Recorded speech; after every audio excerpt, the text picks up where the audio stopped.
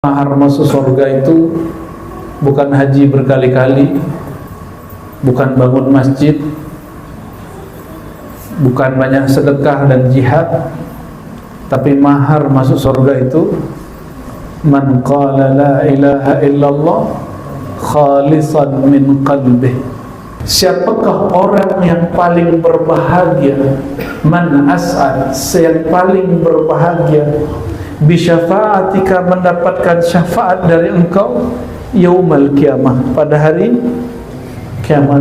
Rumah yang tidak masuk suara azan itu sungguh rumah yang tidak beruntung, ya, apalagi kolbu yang tidak kemasukan suara kalimatullah la ilaha illallah. Kenal Allah, selama-lamanya kenal Allah. Sekali la ilaha illallah masuk ke dalam kalbu, selama-lamanya nama Allah tidak keluar dari dalam dada. Quran itu turunnya ke dalam kalbu Nabi Muhammad SAW. Maka yang dapat memahami Quran, orang yang mewarisi nur kalbu Sayyidina Muhammad SAW. Dan pembuka kalbu itu hanya la ilaha illallah Muhammadur Rasulullah. Dan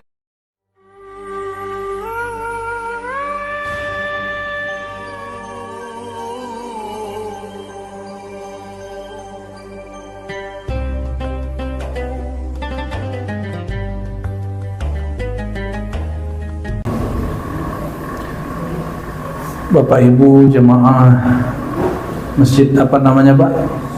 Subulus Salam, salah satu nama surga Allah, Subulus Salam. Semoga masjid ini menjadi pintu kita masuk ke surganya Allah, Subulus Salam. Subulus Salam itu nama lain dari Jannah, karena kalau bahasa Suryani, orang Suryani menyebut surga itu Firdaus, menyebut neraka itu Jahannam. Itu bukan bahasa Arab. Bahasa Arab Hijaz itu bahasa Suryani, bahasa yang lebih tua, yang satu akar kata dengan bahasa Arab. Jadi orang Israel itu nyebut api itu Jahannam, neraka itu Jahannam. Dan apa yang unik, orang Arab menyebut neraka nar. Sampai di India naraka, sampai di kampung awak di Lintau nauko. Allahumma salli ala Muhammad. Bapak Ibu, karena kajian kita terbuka, maka yang boleh kami buka dari la ilaha illallah yang dibolehkan oleh baginda Rasulullah SAW, dibuka umum. Karena ilmu zikir itu ada zikir am, ada zikir khas. Ada zikir yang boleh dibagi umum, ada yang boleh dibagi khusus. Karena majelis kita umum, kami ambil yang sir, rahasia yang sudah dibagi umum atau rahasia umum dari Nabi Muhammad sallallahu alaihi wasallam.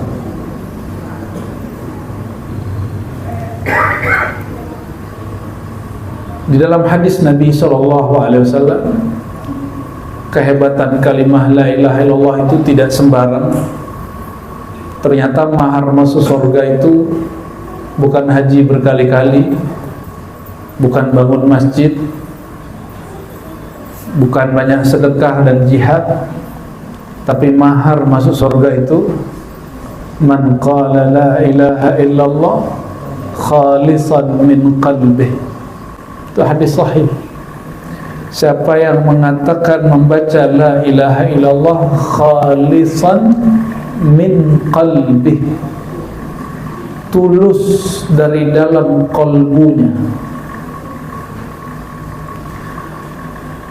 Kalau di hadis yang kedua di Sahih Bukhari juga mustaiqinan min qalbih, penuh yakin di dalam hatinya.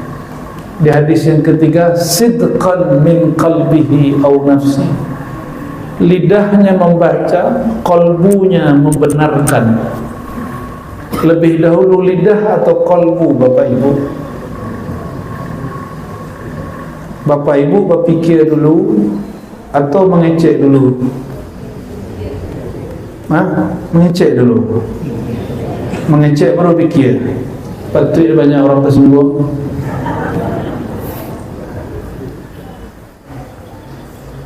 Orang Minang itu banyak petatah petitih yang ambo tidak hafal, tapi kita diajarkan dari kecil, yang mengajarkan isi sunnah dari Nabi Muhammad SAW.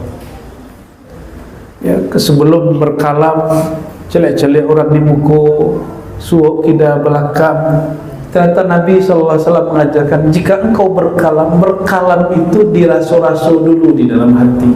Min qalbi, min, atau yang lebih levelnya rendah, yaitu min nafsi, dari dalam jiwa. Lebih dalam qalbu daripada jiwa, karena jiwa berkaitan dengan diri yang terluar. Kalau qalbu berkaitan dengan diri yang di dalam. Jadi itu syarat. Suatu kali Sayyidina Abu Hurairah tiba-tiba dia kasih pertanyaan Nabi, pertanyaan yang Nabi terkagetkan oleh Sayyidina Abu Hurairah. Abu Hurairah itu Bapak Ibu orang yang ngaji kepada Nabi hanya 3,5 tahun sampai 4 tahun. Tapi memandang Nabi SAW sesaat saja itu cukup. Orang mimpi Nabi, sekali mimpi pun itu sudah berkah. Apalagi memandang Nabi 3,5 tahun sampai 4 tahun. Sayyidina Abu Hurairah radhiyallahu ta'ala anhu, beliau mengatakan, ya Rasulullah, man as'adun nas yaumal qiyamah, man as'adun nas bi syafa'atika yaumal qiyamah. Hadis sahih Bukhari. Siapakah orang yang paling berbahagia? Man as'ad, yang paling berbahagia, bi syafa'atika, mendapatkan syafaat dari engkau, yaumal qiyamah, pada hari kiamat. Rasulullah itu orangnya tidak menegangkan. Kadang beliau serius, kadang beliau bercanda. Apa kata beliau? Laqad zanantu ya Abu Hurairah, sungguh aku mengira Abu Hurairah, engkaulah orang pertama yang bertanya begini. Nabi tidak langsung jawab. Lalu beliau memberi jeda dan menjawab, wahai Abu Hurairah, ya Abu Hurairah, as'adun nas, orang yang paling berbahagia, orang yang paling sukses, mendapatkan syafaat pertolonganku pada hari akhirat nanti, man qala la ilaha illallah mustayqinan min qalbih, orang yang membaca la ilaha illallah tumbuhnya dari dalam qalbu, tumbuhnya dari dalam qalbu, au min nafsih, ataupun nafasnya, jiwanya. Mohon maaf Bapak Ibu, di TPA diajarkan tidak cara zikir la ilaha illallah dari qalbu? Di sekolah, di kampus, tanya Buya Burhan, boleh diajarkan di Al-Azhar cara membaca la ilaha illallah dari qalbu? Boleh ya? Tidak. Bertahun-tahun di Al-Azhar, di kampus UIN sama, di pesantren pun sama. Yang di pesantren diajarkan kitab kuning. Kitab kuning itu tidak pernah ada di zaman Nabi Muhammad SAW. Itu kitab muncul belakangan untuk memahami Al-Quran dan Sunnah. Kira-kira Bapak Ibu, kok kira-kira syaitan itu senangkah dengan orang dapat syafaat Nabi? Senang gak? Setan itu senang gak ada orang selamat? Ya, nah, badai tahu berkawan di setan. Syaitan itu tidak pernah senang kalau ada orang selamat. Syaitan itu menangis kalau ada orang baca la ilaha illallah Muhammadur Rasulullah. Jangankan itu orang azan Bapak Ibu, itu syaitan lari dan masuk ke tempat-tempat kotor, tempat-tempat orang yang berisik, supaya dia tidak mendengarkan azan sembari tangannya ditaruh di telinga. Maka adat anak muda Adik-adik, tolong setiap azan headset earphone-nya dicabut supaya angku belain ke syaitan. Sebab yang menutup telinga waktu azan itu syaitan. Maka kami di rumah kalau anak-anak sedang nonton ya keluarga sedang nonton, azan matiin atau minimal kecilkan suara supaya belain yo syaitan. Kecuali bapak ibu, tuan, sekawannya nyo, sepamenan yo syaitan ingin menyelamatkan syaitan mungkin. Maka rumah yang tidak masuk suara azan itu sungguh rumah yang tidak beruntung. Ya, apalagi kolbu yang tidak kemasukan suara kalimatullah la ilaha illallah.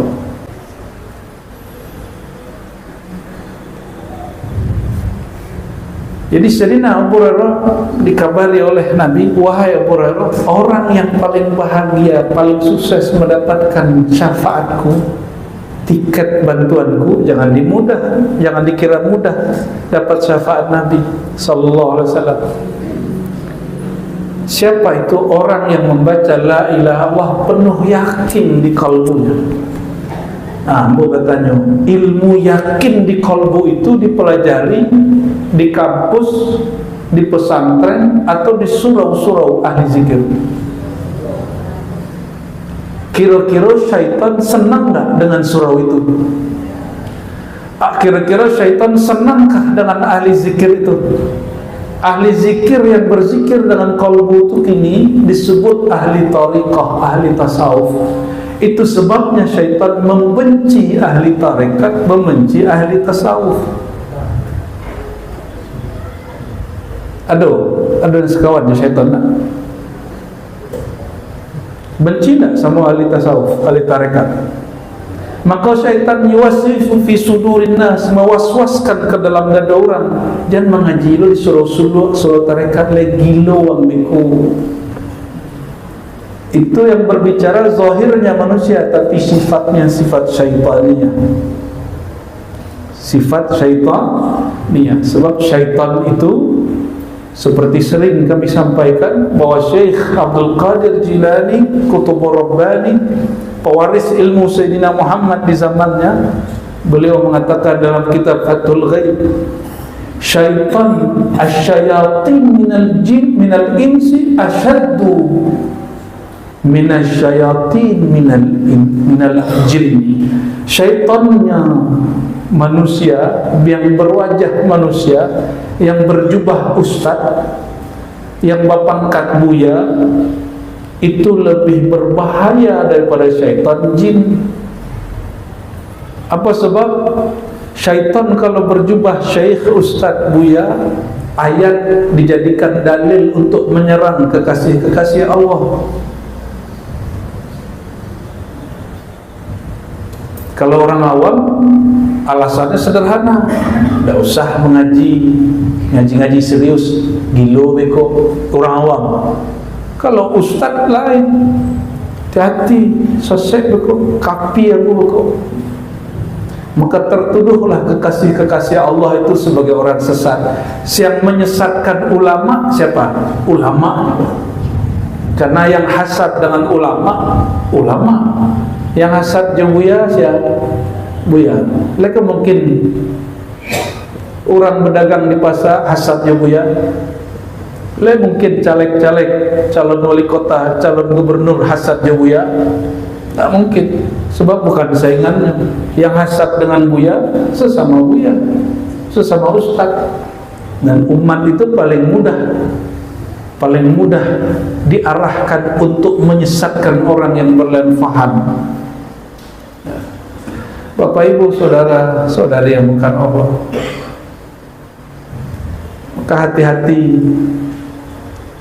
Sudah takdir Allah Ta'ala, orang yang memegang ilmu ini akan disesatkan, dikafirkan, dibid'ahkan. Tanyalah beliau kok, lah barakali jadi dianggap sesat. Guru kami, ya, buya-buya kita dari dulu selalu dianggap guru selesai. Dek kesalahan beliau tak jaleh, beliau hobinya berguru, dicari-carilah kesalahan. Masa guru ahli zikir suka memegang ANJING, jadi baca pula. Dicari-cari kesalahan beliau, padahal berburu itu boleh sunnah Nabi.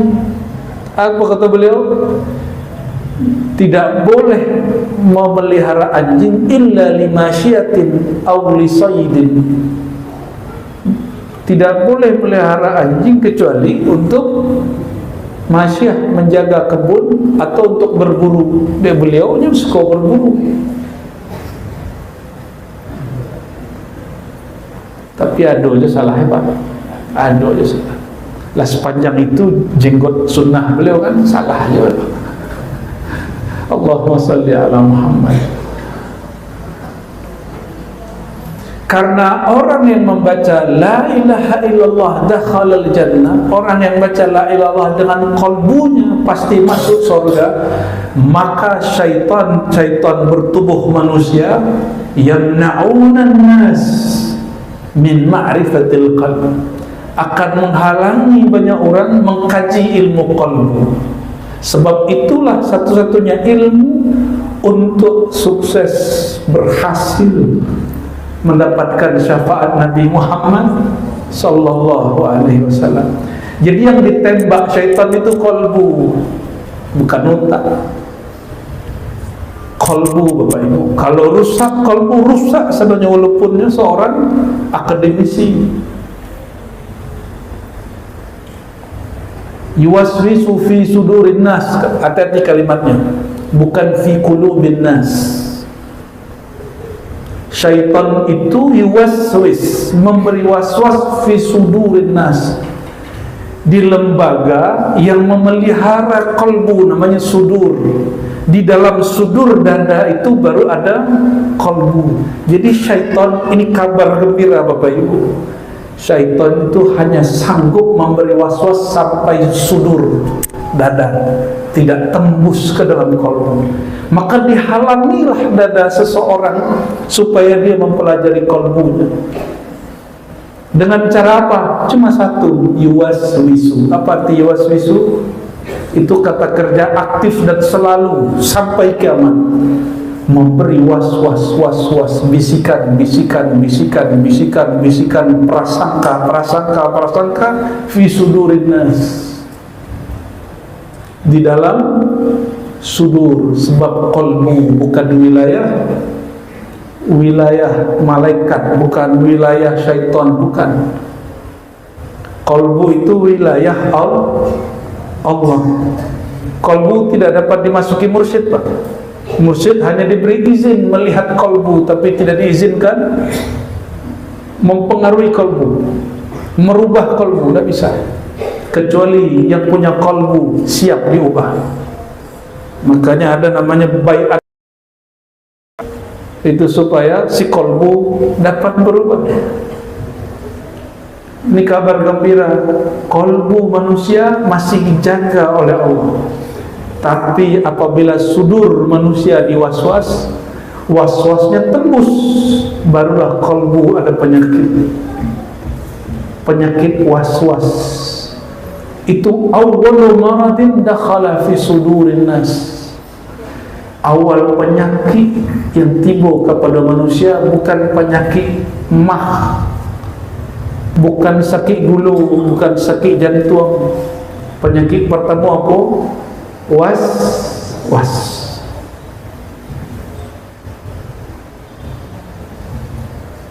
Orang ingin bunuh diri karena was-was, bukan? Ya. Orang ingin maliang karena was-was, bisikan sebenarnya, dibisikkan ke dalam kalbu.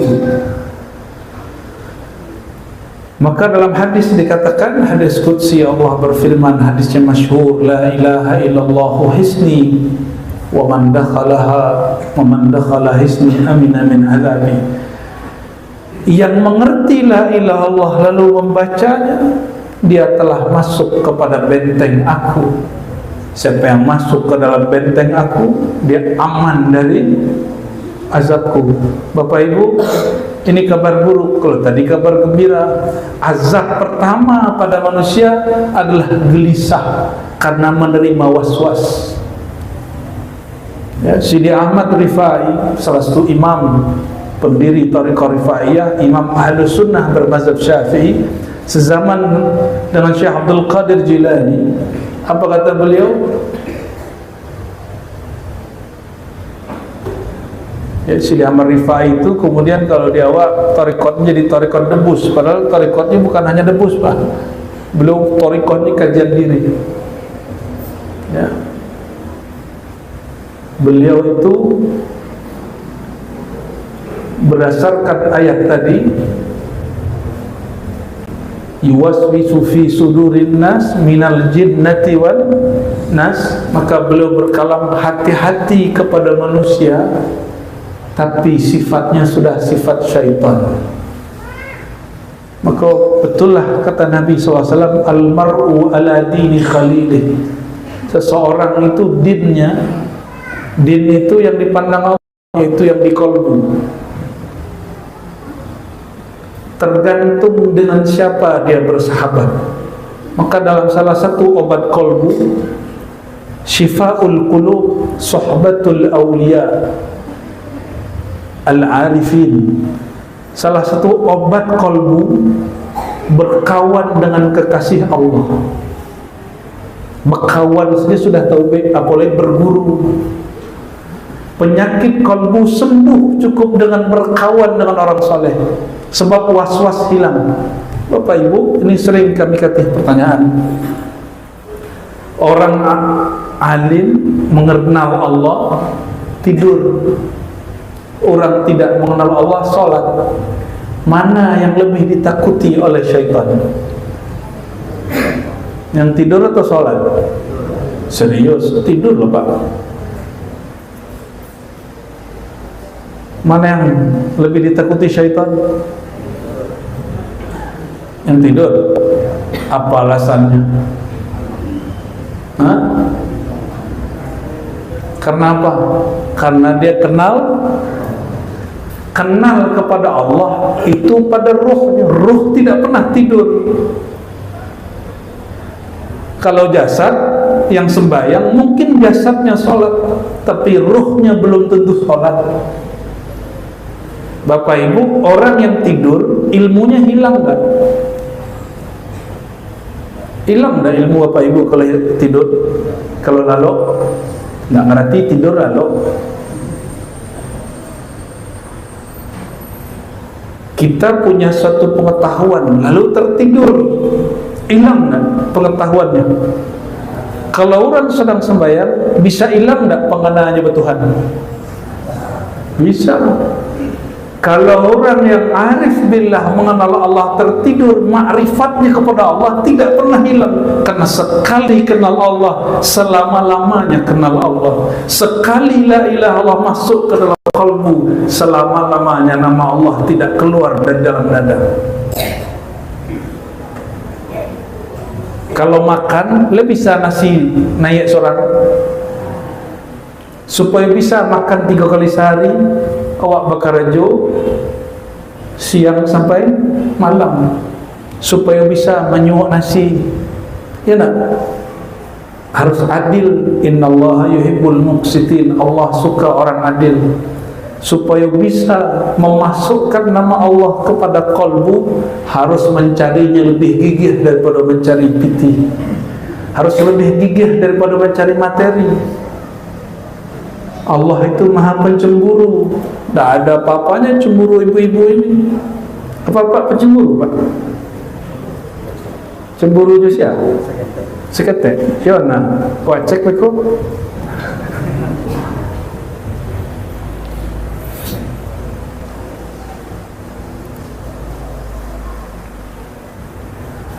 Jadi kebanyakan kita tidak adil kepada diri. Bapak Ibu, dulu nalah umur 50-60 tu pernah muda nak? Yo, dia pernah muda atau langsung tua? Betul? Apa langsung tua Pak atau muda dulu? Muda dulu Mungkin apa lebih ganteng berambut lah.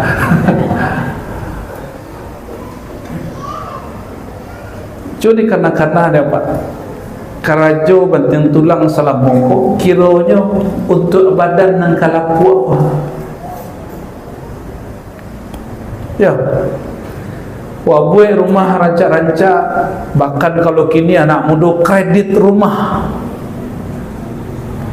lunas, pensiun mati.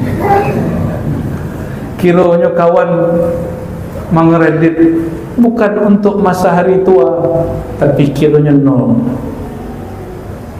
Betapa jahilnya manusia, sebagian manusia, dia bekerja banting tulang untuk membahagiakan tubuh yang akan binasa.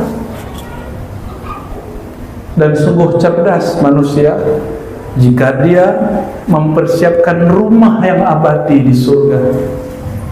Dan maharnya adalah la ilaha, syaratnya la ilaha Allah min. Jadi apa syarat baca la ilaha Allah? La ilaha Allah itu syariat Bapak Ibu. Apa tarikatnya? Min qalbihi, dari kolbu. Ilmu kolbu itu bukan ilmu ada di kitab Bapak Ibu, itu kitab, itu Al-Quran bukan?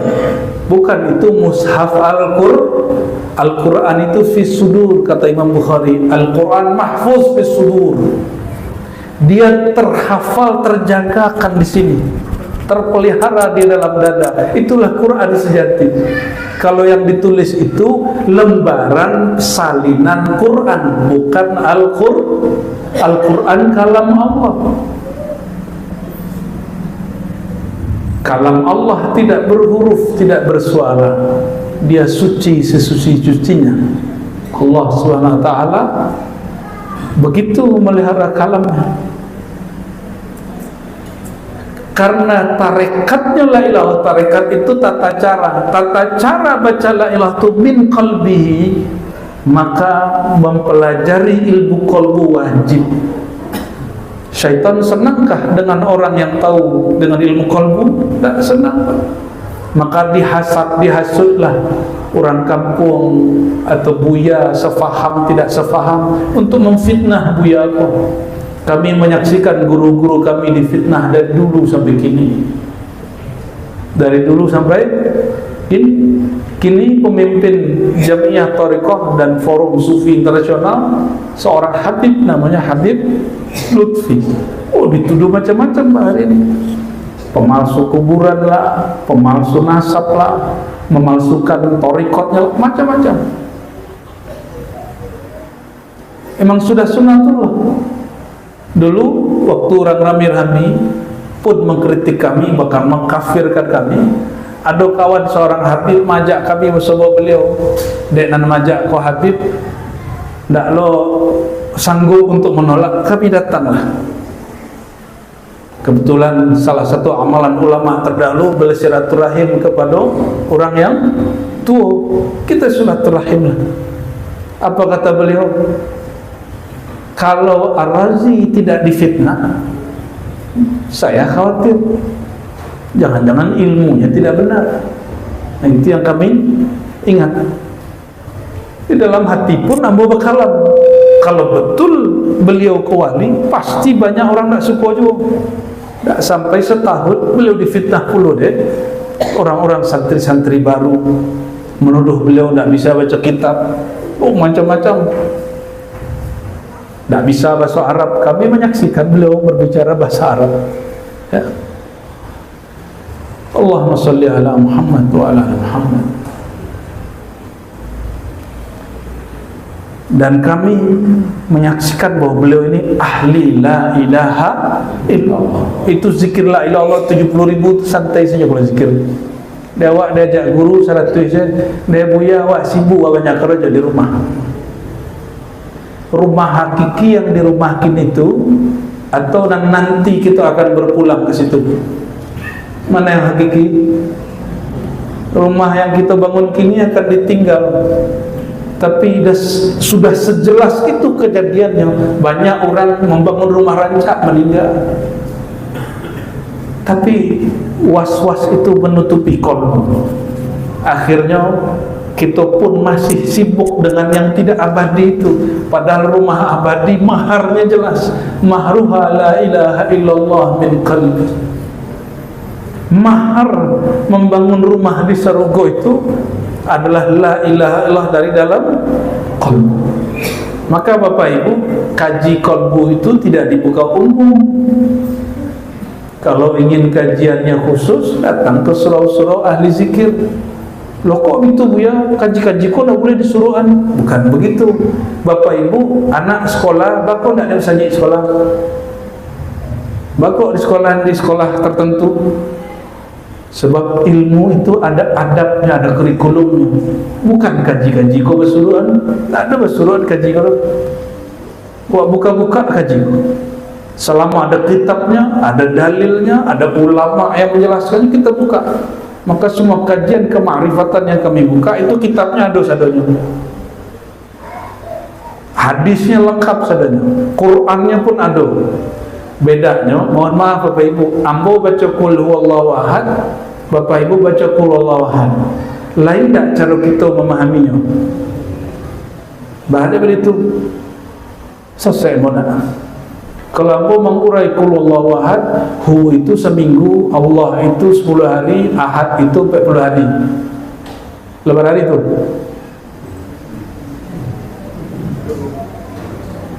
Hu itu adalah seminggu, Allah 10 hari, ahad 40 hari. Itulah selesai. Berapa hari itu? Selesai mana? Atau apa nak selesai? Jahil mana? Atau apa nak jahil? Bakok belain paham apa? Tergantung pengajian. Bapak Ibu baca qul ahad pakai Kementerian Agama. Kul katakan hai Muhammad, dia Allah ahad, kan? Dia Allah Maha Esa. 1 menit selesai. Itu namanya terjemahan, bukan paham. Quran itu turunnya ke dalam qalbu Nabi Muhammad SAW. Maka yang dapat memahami Quran, orang yang mewarisi nur qalbu Sayyidina Muhammad SAW. Dan pembuka qalbu itu hanya la ilaha illallah Muhammadur Rasulullah, dari qalbu. Dalam hadis Imam An-Nasai disebutkan, man qala la ilaha illallah. Ini perhatikan, ini penting.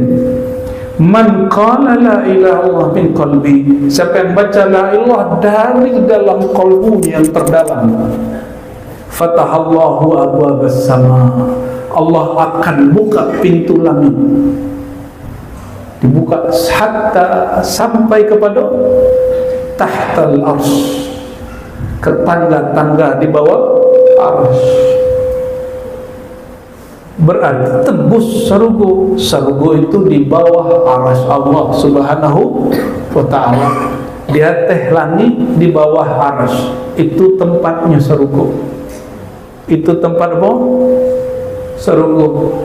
Telah pernah ke langit, Pak? Alah, ke Eropa mungkin lah ada sebagian lah. Ya, lihat di Eropa tu. Kawan payaji, tapi hajinya bukan reguler. Khawatir pulang-pulang tak disebut Pak Haji, Bu Haji. Supaya disebut Pak Haji, Bu Haji, dipasanglah status alhamdulillah sedang wukuf di Arafah. Posting kawan. Dibaca di kawan di Lintau, lah Pak Haji kawan wakil. Tu pulang Pak Haji, Bang Haji, Bu Haji, Bebo. Yo, Bapak Ibu, kalau pulang dari Mekah, oleh-oleh yang dibawa, membawa 5 mani, atau bawa galamai, atau bawa patai. Yang dibawa dari Mekah, Zam-zam, kurma apa leh? Ada leh, ame. Ibu-ibu ame. Kalau laki-laki beli baju apa ni belinya? Baju abaya atau baju gamis? Tentu baju gamis. Maka kalau ada orang pulang haji, supaya disebut Pak Haji pulang-pulangnya membawa oleh-oleh, ya nak? Kadang-kadang mahal loh pokok membawa oleh-oleh kau daripada payah haji umrah. Maka suai kami, orang kalau masuk ke dalam kalbunya, kalbu itu Bapak Ibu nyobat timbal balik ke langit. Semakin dalam orang masuk kalbu, semakin tingginya menembus langit. Semakin dalamnya mengenal Allah, semakin yang melewati langit.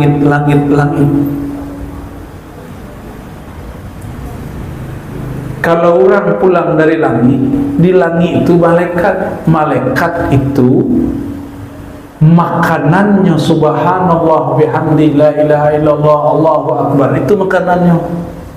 Salawat sallallahu ala Muhammad. Maka kalau ada ahli rohani wali Allah, diperjalankan tembus ke kalbunya, rohaninya tembus kepada langit, turun pasti bawa oleh-oleh. Apa oleh-olehnya? Tata cara zikir-zikir kalbu, tata cara zikir-zikir kalbu. Makanya sampai kiamat tata cara itu bertambah. Syariatnya sudah selesai bahwa perintah zikir itu wajib. Ya ayyuhallazina amanu zkurullaha dzikran katsira. Hai orang beriman, zikirlah kepada Allah. Bagaimana caranya? Zikran katsira, zikir sebanyak-banyaknya. Zikran katsira itu kaifiat tariqah. Maka ulama dari dulu menemukan banyak cara untuk melipat gandakan zikir. Tapi tembus di kalbu, tembus di langit. Jadi tidak usah membayangkan langit, cukup merasakan di dalam kalbu. Kalau Bapak Ibu sedang sehat, makan minum lemak. Kalau awak sedang sakit, makan minum lemak. Nah kedua, kalau hati sedang tak lemak, lemak makan. Bisa tabang pilihan tu nak. Kalau hati sedang tak lama, lama orang maja. Awak berguru, tapi awak singgung hati guru. Lamaknya membagi ilmunya. Tak, cubalah singgung guru-guru awak di sekolah.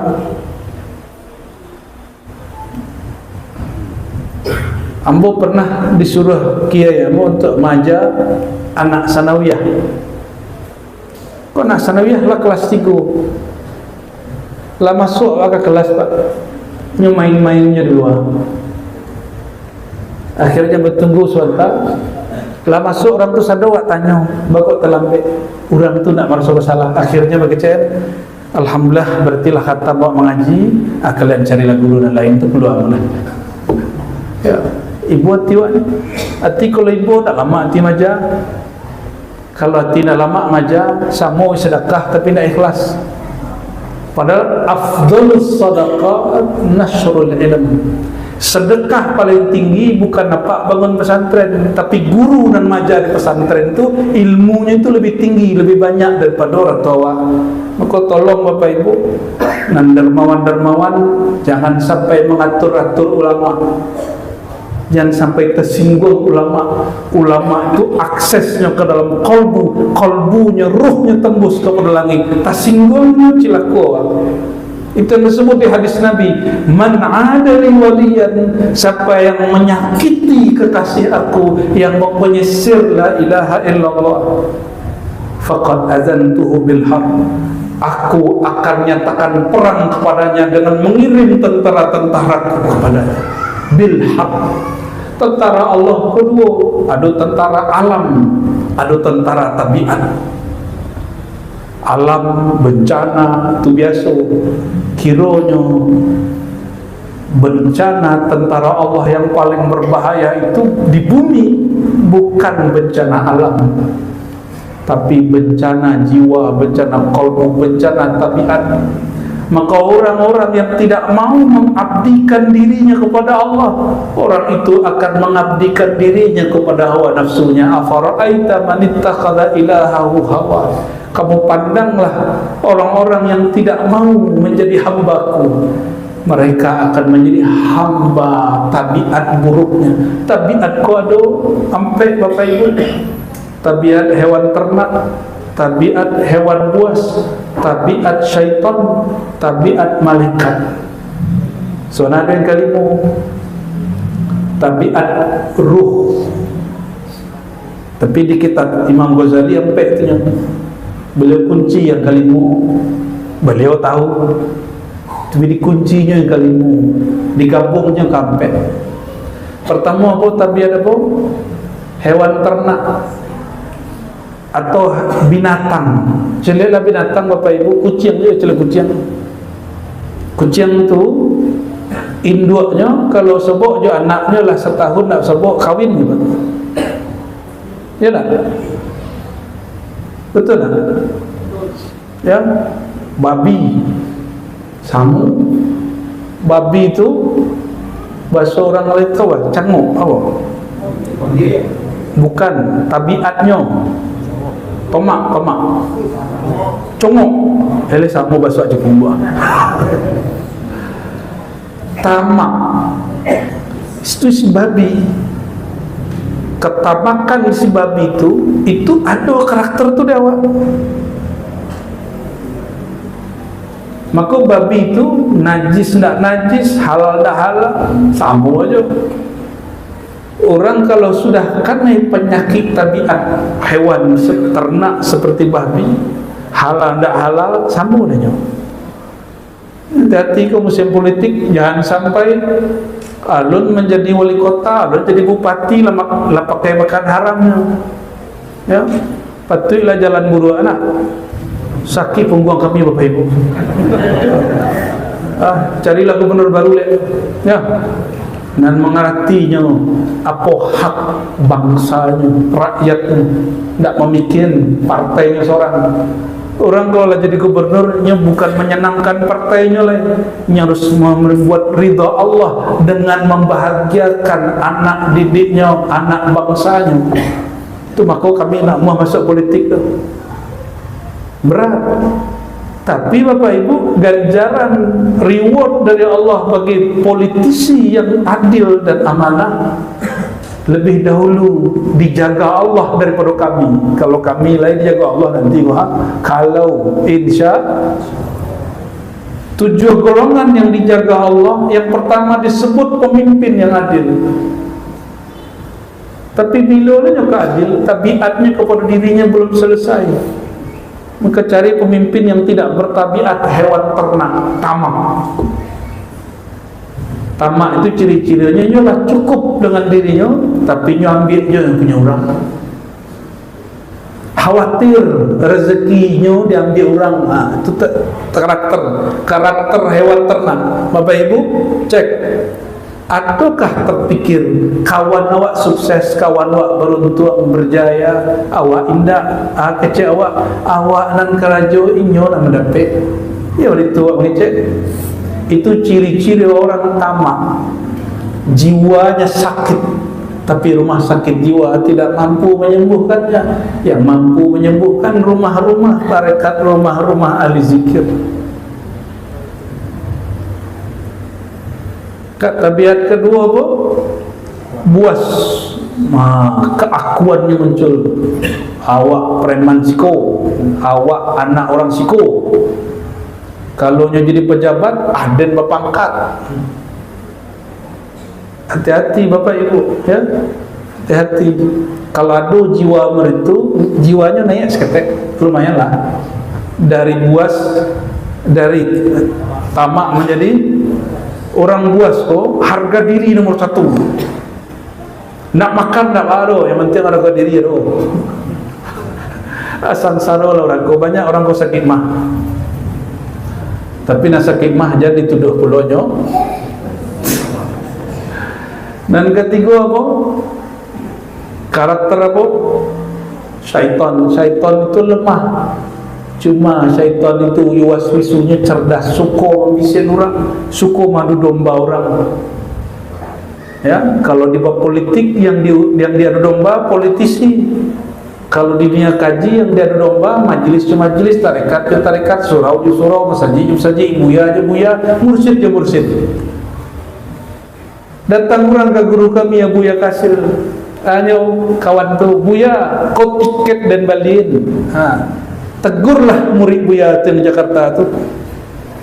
Diadunya orang gaib rohani yang jambu. Begitu mereka beraninya, Pak. Bah kira-kira yuwaswisu fi sudur.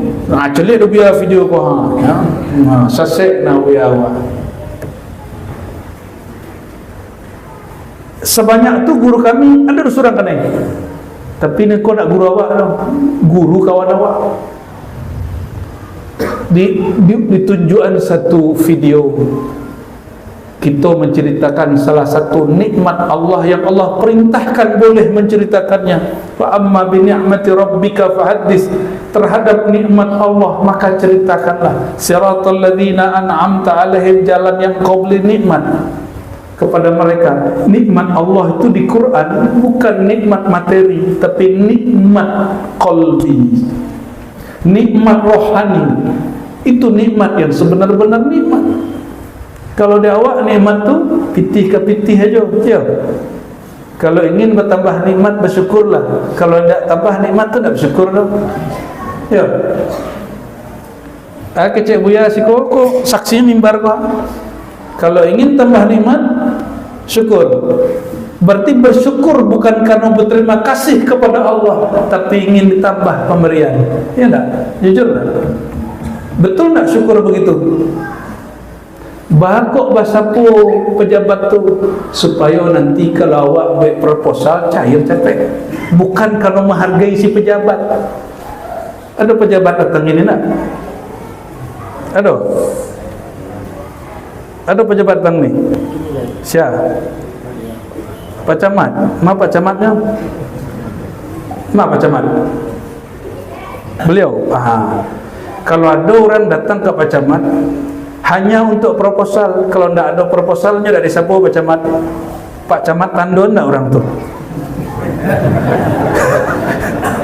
Kau nak menyinggung orang saji? Iya Pak Camat. Kalau orang tu lah menelepon, orang tu lah baca salam, curiga. Orang nak minta proposal itu. Yo, terasa dari beliau. Terasa dari beliau. Orang kan elok sangka aja kepada orang dengan bajunya rapi, kan baju Pak Camat kan rapi sekali. Ya. Apalagi kalau pakai kantu, pakai auto, aduh, kecil orang, ya lama jadi Pak Camat tu nak. Akhirnya tak sangkut lah proposal dari Pak Camat. Kalau ada orang menyapa awak, kalau ada hajat saja, kita akan memberi tanda orang tu tak tulus berkawan jawab. Orang tu berkawan kalau ada hajat. Orang tu memuji awak kalau ada tujuan. Bahasa orang lintaunya nyoba elok-elok jawab kalau ada tujuan. Awak sebut tu ada udang di balik batu, tu lah rancak tu. Kalau ada kotoran di balik batu kena bayar. Nauzubillah min. Ada tahi di balik batu, nauzubillah min zalik. Nauzubillah subhanahu nauzubillah. Kira-kira Allah lebih dahsyat tak? Allah lebih dahsyat. Tetap dikasih. Bapak Ibu, indah berdoa orang minta rezeki, bahkan salah hanya berdoa, indah kepada Allah hanya berdoa tu. Kepada sekutu-sekutu Allah hanya berdoa. Dia gih je. Tak tahu yang menambang-nambang jalan antara liau jo, antara lintau jo Alaban tu, boleh bertuhan kepada Allah je nak. Nampunya tambangnya. Mungkin tak lo kan? Tapi kayunya pada orang yang sembahyang dan kerja di situ. Artinya rezeki itu sudah dijamin, diminta lagi. Bukan dia awak banyak doa, rezeki banyak. Ya, Allah itu sudah menakar rezeki sebelum awak lahir. Termasuk nyalon-nyalon gini jangan stres benar kalau nanti tidak lolos. Sebelum alam ku ado, bapak ibu yang calon kau lah ditentukan oleh Allah. Ya, kok lain orang tu datang ngaji. Kok nak datang ngaji dah bahawa gitu. Itulah dapat dua tanda cik orang kau nak bisa pilih orang. Mengaji sih nak mau. Alunnya jadi wali kota bupati tidak mau ngaji. Boleh lah dia jadi. Itu tips ambo jangan ikuti lah. Kalau ambo itu cara memilih orang. Ya, Bapak Ibu yang bukan Allah, hati-hati tabiat syaitaniyah. 3 tabiat itu akan dijadikan Allah menyerang, menjangkiti orang yang menyakiti kekasih-kekasih Allah.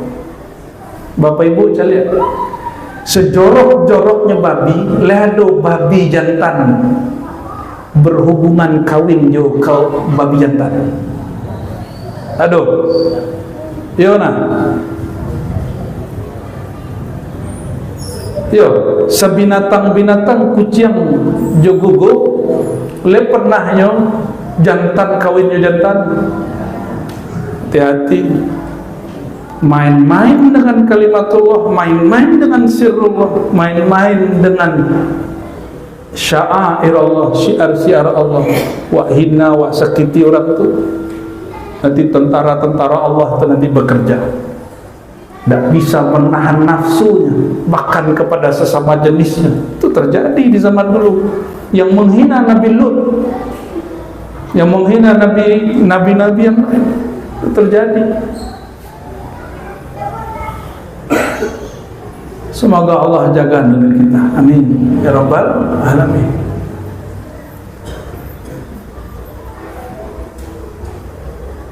Tapi ada kabar gembira. Seburuk-buruk dosa, sebanyak-banyak kesalahan kita, apa kata Nabi SAW? Hadis Sahih Bukhari, yakhruju minan nar man qala la ilaha illallah wa fi qalbihi mithqala min khubzin min khair, min burratin min khair, min sya'ratin min khair, min darratin min khair. Begitu redaksi-redaksinya. Pasti akan keluar dari azab neraka orang yang di kolbunya, orang yang membaca la ilaha illallah dan di kolbunya ada nur kebaikan, walaupun sebiji nasi, walaupun sebiji kerikil, bahkan lebih kecil dari itu, sebiji zarah sebesar atom. Maka siapapun yang pernah berputus asa karena kemaksiatan, karena fahisyah, kekejian yang pernah dikerjakan, karena tidak sanggup menahan nafsu yang Allah jadikan tentara dalam diri sehingga tidak sanggup untuk menahan, segera kembali kepada Allah. Perbanyak, perkuat kalimah la ilaha illallah, pelajari ilmu qalbu. Setelah itu jangan balik kepada kawan dalam kawan yang baru. Sebab rusaknya seseorang ketika rusak kawannya, elok seseorang ketika elok kawannya. Bapak Ibu, kalau tidak rohani kita kuat, maka berkawanlah dengan orang yang kuat rohaninya. Tapi kalau Bapak Ibu kuat rohaninya, masuklah ke tempat orang-orang bermaksiat, ajak mereka, pasti mereka terbawa. Bagian terakhir yang kami sampaikan, jadi sir kehebatan la ilaha illallah itu hanya bekerja jika dibaca dengan tariqah kaifiyahnya. Itulah disebut at-tariqah al-Muhammadiyah, cara yang telah ditentukan oleh Nabi Muhammad SAW. Apa caranya? Min qalbihi au nafsihi, dari dalam qalbu atau dari dalam jiwa. Sebagian syekh membaca min nafasihi, zikir la ilallah, dia baca dengan nafasnya, maka bernamalah zikir anfas. Berdasarkan hadis-hadis itu Bapak Ibu, belajar la ilaha illallah yang menggunakan metode qalbu wajib atau tidak? Ya, sebanyak itu hadis yang membaca wajib atau tidak? Serius? Wajib atau tidak? Kurang pandai, kurang banyak hadis nak. Sebanyak itu hadis tentang baca la ilah mesti min qalbihi, mesti dari dalam qalbu. Kira-kira belajar ilmu qalbu wajib atau tidak? Beritulah urusan Palestina, semangat baru berjuang di Palestina. Musuh syaitan di dalam diri lo selesai. Orang kalau tidak selesai musuh dalam dirinya, ini nanti sebelum berangkat ke Palestina ini sudah saling membunuh sesama muslim, sudah saling mengkafirkan sesama muslim karena belum beres di situ. Tapi kalau beres kalbunya jelas musuhnya. Sebelum melawan Yahudi Israel itu Yahudi di dalam itu yang dibetulkan dulu. Kalau udah bicara Gaza semangat berapi-api, seakan-akan Islam itu harus emosi. Enggak. Nabi SAW, perhatikan Bapak Ibu ini, karena ini hadis terakhir, urusan kolbu. Seseorang sahabat ketika perang, hadis Sahih Bukhari, ketika pedang sudah sampai di lehernya, musuhnya membaca asyhadu an la ilaha illallah Muhammad Rasulullah, Anda munafik, ditusuknya mati orang itu. Sampailah laporan itu kepada Nabi, disidang itu orang langsung. Apa kata Nabi? Wahai sahabatku, kenapa engkau membunuh orang yang membaca la ilaha illallah? Apa jawaban sahabat ini? Wahai baginda, dia itu baca la ilaha illallah karena takut kepada pedang aku. Hati-hati, ini Sahih Bukhari. Lalu Rasulullah marah dan mengatakan, asyaqaqta afashaqqaqta qalbah, apakah engkau telah membuka isi jantung, isi kalbunya sehingga engkau tahu dia baca la ilaha illallah karena takut kepada pedangmu. Terdiamlah ini sahabat. Bayangkan Bapak Ibu, kira di zaman Nabi pernah terjadi. Orang baca la ilaha illallah dibunuhnya juga. Dan itu akan terjadi lagi di akhir zaman. Sama-sama baca la ilaha illallah, cuma beda faham politik, cuma beda faham bab jihad, cuma beda paham bab ketauhidan. Bunuh-membunuh nanti. Ya. Makanya Nabi SAW mengatakan umatku akan terpecah jadi 73. Ya lah. Kulluhum finnar illa firqatun wahidah, semua akan disiksa dalam neraka kecuali satu firqah, satu kelompok, yaitu kelompok al-jamaah, hadis Abu Daud. Kelompok yang menjaga rohani spirit berjamaah. Ini perhatikan Bapak Ibu, ini bukan jamaah kelompok-kelompok.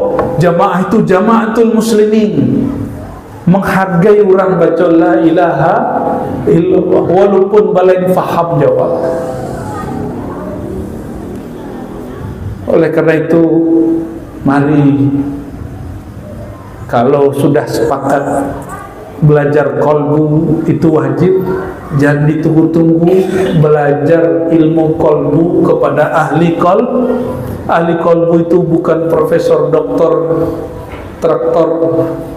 Ya, siapa ahli kolbu? Syekh mursyid tariqah. Karena ilmu ini penyelamat manusia, pasti syaitan tidak suka. Maka carilah orang yang paling banyak difitnah oleh syaitan-syaitan manusia, kepada orang itu belajar. Ya, beliau-beliau kalau difitnah hamba tahu, dan fitnahnya tidak tanggung-tanggung, dan mereka sudah menuai hasilnya, kesabarannya.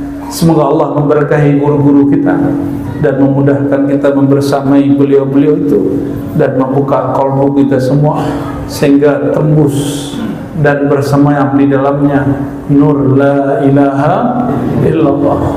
Barangkali itu Bapak Ibu kajian kita.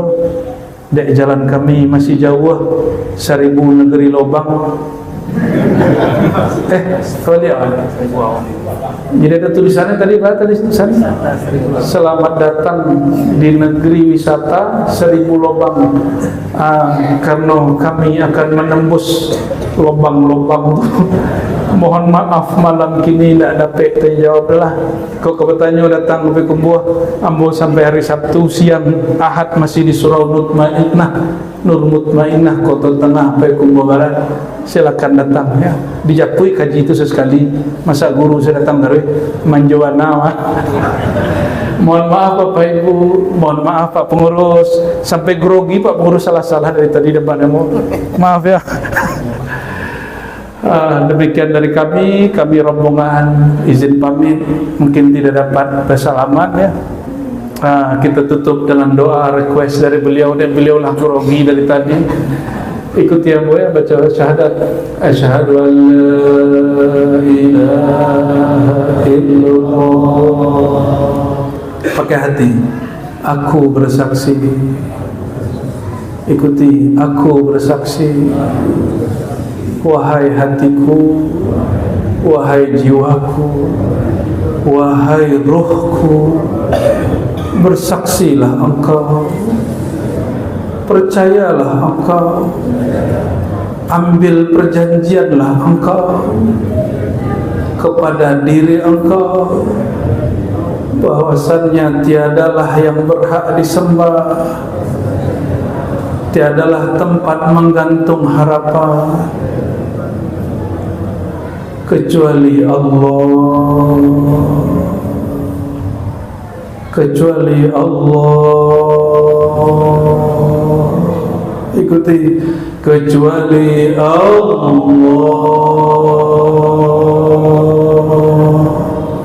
Wa asyhadu anna Muhammadar Rasulullah. Wahai baginda Rasul, terimalah persaksian kami, terimalah kami sebagai umat Engkau. Izinkan kami mendapat syafaat Engkau. Kami bersaksi Engkau adalah kekasih Allah, utusan Allah, Rasulullah, Nurullah, Nurullah,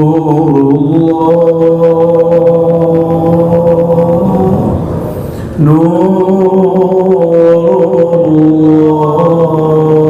Nur Muhammad sallallahu alaihi wasallam. Na'udzu billahi minasyaitonir rajim. Bismillahirrahmanirrahim. Ya Allah ya Rahman ya Rahim, bi rahmatika farhamna. Salli wa sallim ala arhami ibadika sayyidina Muhammad sallallahu alaihi wasallam.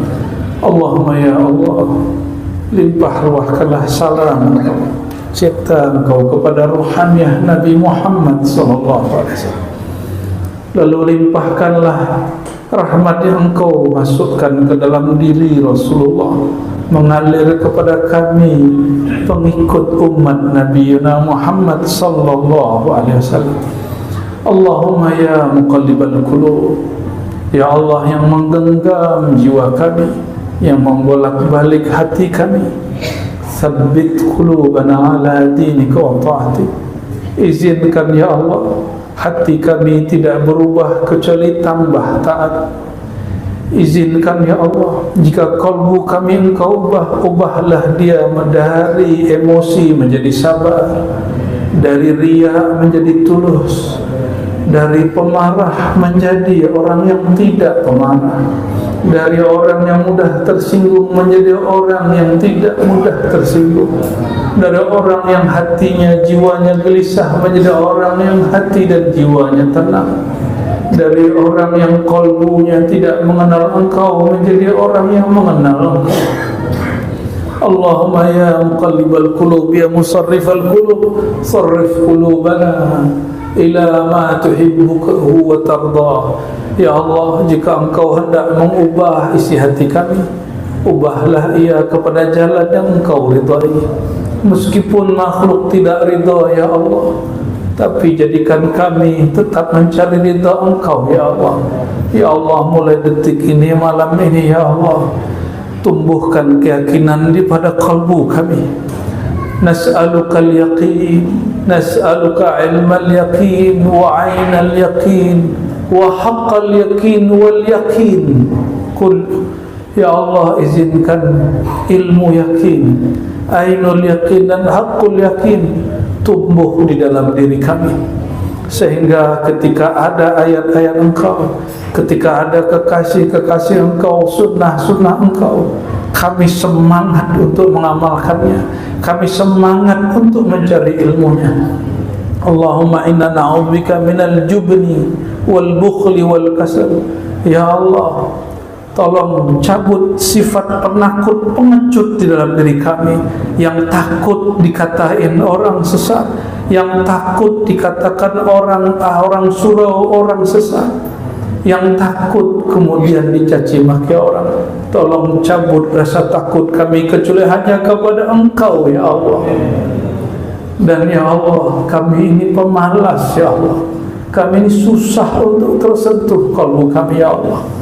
Maka malam ini bihaqqi la ilaha illallah Muhammadur Rasulullah, dengan sir la ilaha illallah Muhammadur Rasulullah, tolong ya Allah sembuhkan penyakit malas kami.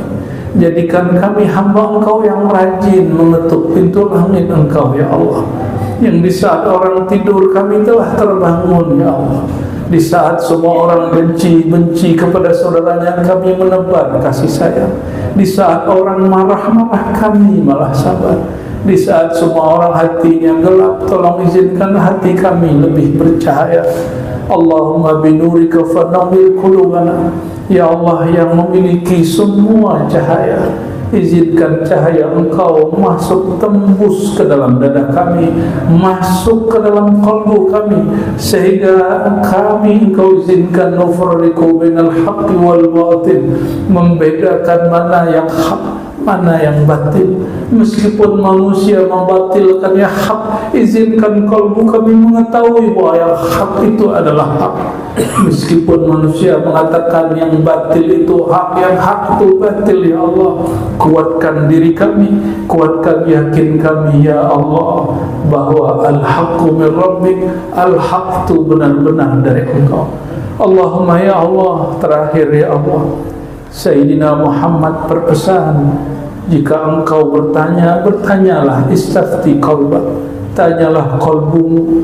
Ya Allah, izinkan kalbu kami pantas menjawab pertanyaan ketika kami susah, ketika kami bingung, ketika kami jahil, ketika kami tersesat. Izinkan kalbu ini membimbing kami kembali ke hadirat Engkau. Ya Allah, jika kami tersesat, jika kami tersalah, jika kami keliru, jika kami dosa dan durhaka, jika hati kami keras, jangan biarkan kami dalam kesesatan itu, ya Allah. Izinkan ya Allah, paksa kami ya Allah, paksa kami ya Allah dengan kelembutan Engkau ya Allah, untuk kembali kepada jalan Engkau ya Allah. Ihdina ya Allah siratal mustaqim, ihdina ya Allah siratal mustaqim, wa nas'aluka ya Allah al-huda lana wa li azwajina wa li dhurriyyatina wa li ikhwanina wa akhwatina wa li jami'il muslimin, washfi ya shafi marad قلوبنا ومرض أجسادنا بحق اسمك الشافي وبحق عبدك الشافي سيدنا محمد صلى الله عليه وسلم. استجب دعواتنا بسر الفاتحة. يا بنيان سن صراط المستقيم صراط الذين أنعمت عليهم. إن الله وملائكته يصلون على النبي يا أيها الذين آمنوا صلوا عليه وسلموا تسليما. يا نبي سلام عليك، يا رسول سلام عليك، يا حبيب سلام عليك، صلوات الله عليك. أنت شمس أنت بدر أنت نور فوق نوري أنت مصباح الصدور أنت إكسير وغالي صلى الله على محمد صلى الله عليه وسلم صلى الله على محمد صلى الله عليه وسلم صلاة والسلام عليك يا روح الأرواح يا أبا الأرواح يا الأب الأكبر يا سيد الوجود يا سيد الثقلين يا أبا الحسنين يا جد الحسنين يا صاحب الشفاعة يا سيد ولد آدم يوم القيامة اشفع لنا ولإخواننا وأخواتنا ولجميع المسلمين والمسلمات والحمد لله رب العالمين.